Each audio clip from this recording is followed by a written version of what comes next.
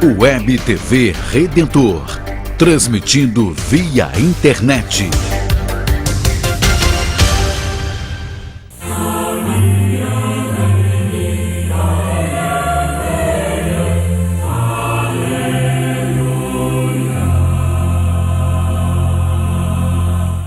Caríssimos amigos e irmãos, a paz do Senhor Jesus Cristo ressuscitado, presente no meio de nós, esteja no coração, na vida de todos e cada um de vocês. É domingo, dia do Senhor. Nós celebramos nessa semana a festa da exaltação da Santa Cruz e também a festa de Nossa Senhora das Dores.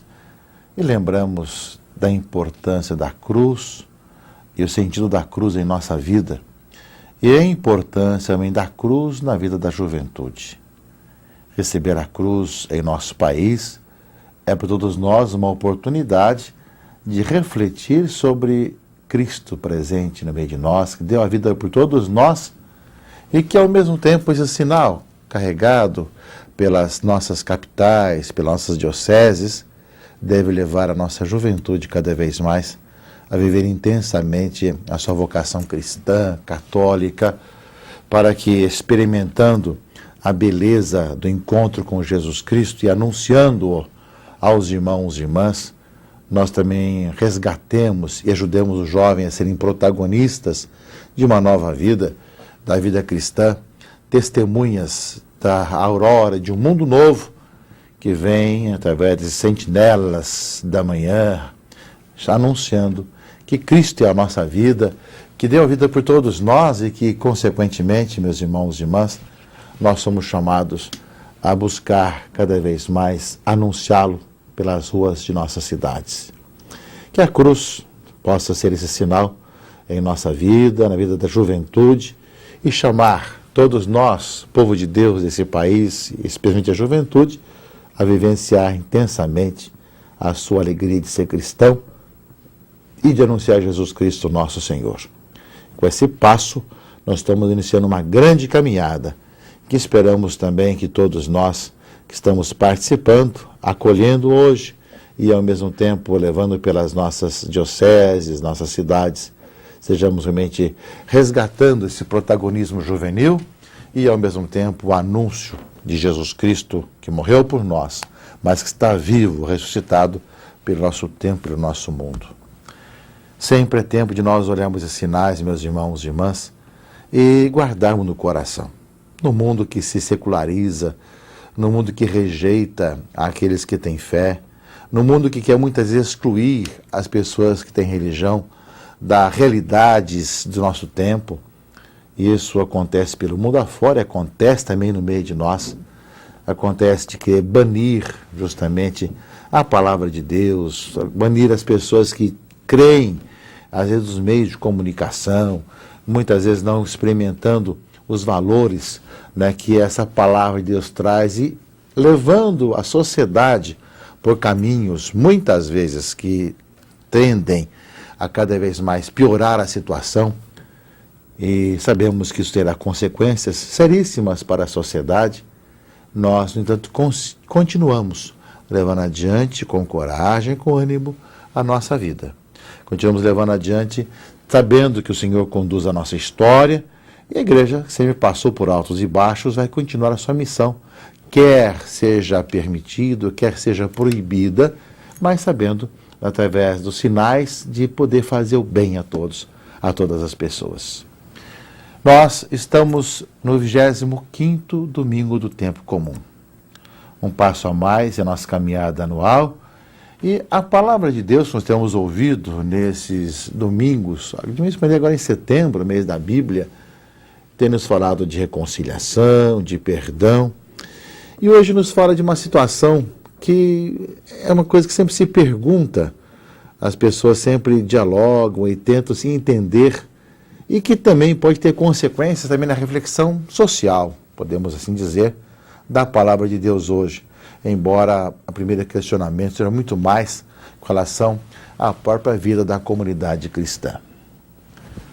A pergunta é muito clara para nós que está subjacente à palavra de Deus hoje. Os gentios, os pagãos, estavam fora do povo de Deus e entraram depois. E a pergunta é, mas esses que entraram depois, que não estavam dentro da aliança do Antigo Testamento, eles também recebem a recompensa de ir para a Terra Prometida, para a casa do Pai, da mesma forma? Essa mesma pergunta daquela época acontece muitas vezes também hoje, na vida de muita gente. Uma pessoa que passa a vida inteira vivendo na igreja, procurando comportar-se bem, andar pelos caminhos do Evangelho. Tá tudo bem que se compreende que depois, no final dos tempos, no final da sua vida, ela possa gozar da visão beatífica, mas uma pessoa que viveu a vida inteira errada, no caminho do mal, que praticou o mal, que foi injusta, mas se arrepende nos últimos momentos da vida, ela também merece participar dessa vida em Deus, da visão beatífica? Essa pergunta que estava já na palavra de Deus e na época dos primeiros cristãos, com relação aos gentios, aos pagãos, também acontece muitas vezes hoje, na ideia que nós temos na nossa cabeça de uma questão proporcional, distributiva, e não da gratuidade, da misericórdia de Deus. O que diz o Evangelho desse domingo com relação a tudo isso, meus irmãos e irmãs? O Evangelho de Mateus 20, que você estará ouvindo na liturgia desse domingo, fala que Jesus conta que o reino é semelhante a um pai de família que saiu para contratar operários para a sua vinha. E contratou por um denário, que era o salário de quem precisava viver um dia, contratou na primeira hora, na terceira hora, na sexta hora, até na 1/10ª hora, até uma hora antes de acabar o dia. Então fala justamente que ele sai nas diversas horas para contratar operários para a sua vinha. Até quando chega ao cair da tarde, faltando uma hora para terminar o dia, ele justamente vê, não é, que estão fazendo aí sem trabalhar ainda, não é? Ide, vós também para a minha vinha, não é? E quando chega no fim do dia, começando dos últimos que chegaram até os primeiros, dá o salário combinado, dá o salário que servia para a pessoa sobreviver um dia, cada um denário.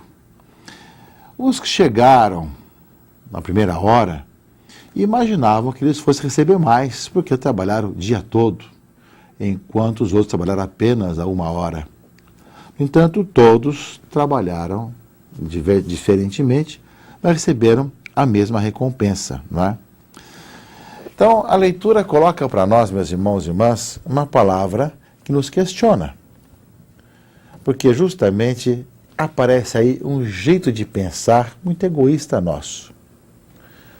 Uma pessoa que passa a vida inteira no caminho do Senhor e que depois recebe, digamos, a vida na graça de Deus e visão beatífica, teve o dom de poder passar a vida toda com Cristo, sua vida toda, desde a sua infância, da sua juventude, buscando o Senhor.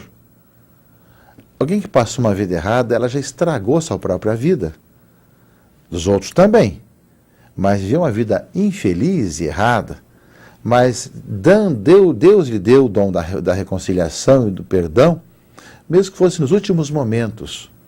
Também alguém que se arrepende e pode conquistar justamente a alegria da visão beatífica nos últimos momentos da vida.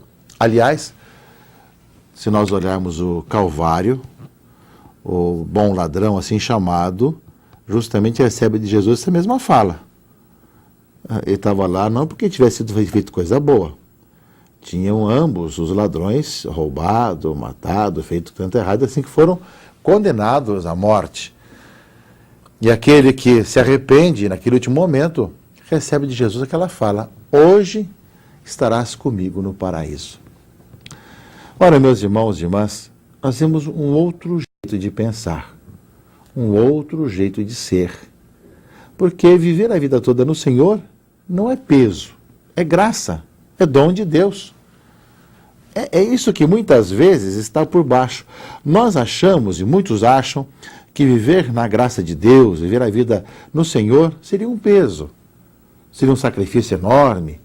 Então, uma pessoa que vive a vida de tal maneira, entre aspas, gozando a vida, não mereceria ir para o reino de Deus, da mesma forma de quem passou a vida inteira se sacrificando. Mas, na verdade, o erro está na maneira como nós compreendemos. A pessoa não passou se sacrificando, é uma graça de Deus. A vida com Cristo é a melhor que tem. É essa experiência que nós somos chamados a viver na graça de Deus, que nos iluminou nos encaminhos da vida, às vezes nas diferenças e discordâncias de cada dia. Então, poder ver que o Senhor quer dar a todos a sua vida na visão beatífica. Aliás, é nesse sentido, meus irmãos e irmãs, que a leitura primeira de Isaías também esclarece um pouco a palavra, esclarece esse domingo. Ele vai justamente dizer isso: os meus pensamentos não são os vossos, e o vosso modo de agir não é o meu, diz o Senhor, não é? Por isso, a leitura vai lembrar: buscai o Senhor, já que ele se deixa se encontrar, invocai-o, já que está perto, não é? Renuncie o malvado ao seu comportamento e o pecador a seus projetos, e volte ao Senhor, que dele terá piedade, não é? Ou seja, já no Antigo Testamento, meus irmãos e irmãs, aparece esse aspecto da experiência do Senhor que volta os seus olhos para aquele que se arrepende, né? Os meus pensamentos não são os vossos pensamentos.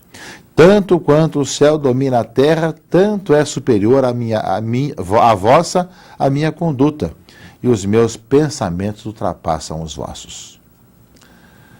Meus irmãos e irmãs, é um outro modo de pensar, outro modo de ver, tanto no nosso comportamento, como também na maneira como o Senhor fala para cada um de nós.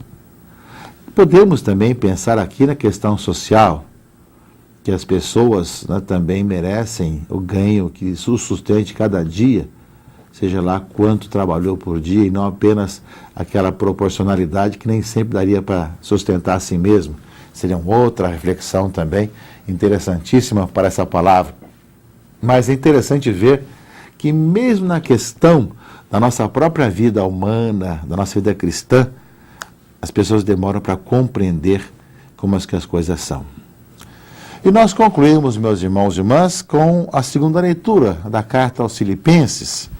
Carta aos Filipenses, que justamente fala que São Paulo, de um lado, ele gostaria de voltar para Deus. A melhor coisa está com o Senhor, pois acredita na vida eterna, na vida que não termina com a morte. Portanto, a fé faz com que ele também se alegre de voltar para a casa do Pai. Mas, por outro lado, também ele sabe da sua responsabilidade, enquanto aqui é necessário viver para servir a Deus nos seus irmãos e irmãs. Por isso ele vai lembrar: Cristo será glorificado no meu corpo, quer pela minha vida, quer pela minha morte, porque para mim o viver é Cristo e o morrer é lucro. Para aqueles que fazem a experiência de estar com Cristo, meus irmãos e irmãs, vive a cada momento na alegria do Senhor, quer que vivendo, quer voltando para o Pai. Que, ao mesmo tempo, compreendendo e se alegrando com aqueles que voltam para casa, mesmo no final da vida, mesmo na 1ª hora. E, ao mesmo tempo, sabendo que os pensamentos de Deus são diferentes para nós, e essa oportunidade que nós temos, meus irmãos e irmãs, de deixar a palavra de Deus iluminar nossas vidas. Que ilumine nossos caminhos, nossa missão evangelizadora, proclamando a cruz de Cristo nessa sociedade, e que os nossos jovens animados, cada vez mais no seguimento de Jesus, levem Cristo ao mundo, e cada um de nós, da nossa parte, proclamemos também essa misericórdia e esse amor de Deus a todas as pessoas. Um bom domingo e uma boa semana a todos vocês, caríssimos irmãos e irmãs, e que Deus Todo-Poderoso abençoe e guarde a todos, em nome do Pai, e do Filho e do Espírito Santo. Amém.